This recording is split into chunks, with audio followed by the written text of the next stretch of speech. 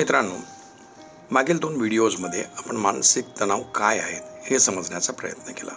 या व्हिडिओमध्ये मानसिक तणावाचे परिणाम काय आहेत हे आपण समजण्याचा प्रयत्न करूया. परिणाम अनेक आहेत. त्यातील काही परिणाम मी आपणाबरोबर शेअर करत आहे.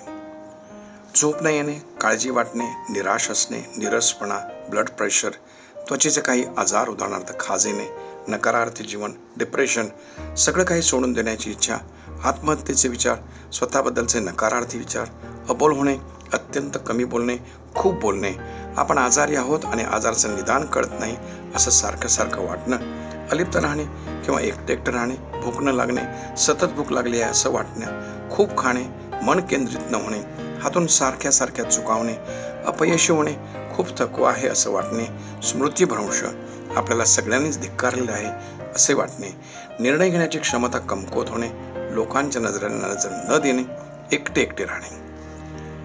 यापेक्षा अनेक समस्या आहेत. मानसिक तणाव असलेल्या व्यक्तीची एक फार मोठी समस्या असते. ती म्हणजे लोकांचा त्या व्यक्तीकडे पाहण्याचा दृष्टिकोन वेगळा असतो. ते लोक खूप काळजी घेण्याचा प्रयत्न करतात. त्याला हे भासून देतात की तो किंवा ती नॉर्मल नाही. मी स्वतः जेव्हा 8 वर्ष मानसिक तणावामध्ये होतो तेव्हा लोकांच्या डोळ्यामध्ये माझी प्रकृती चांगली नाही हे पाहत असे. याचे कारण मी बोलण्यास सुरुवात केली तर खूप बोलत असे आणि शांत राहिलो तर पूर्णपणे शांत राहत असे. ज्याला मानसिक तणाव आहे त्याची एकच इच्छा असते की लोकांनी त्याला समजून घ्यावं. अशी व्यक्ती खूप जाड असते किंवा अत्यंत अशक्त असते. यादी वाचल्यानंतर तुम्हाला मानसिक तणाव आहे असे समजू नका.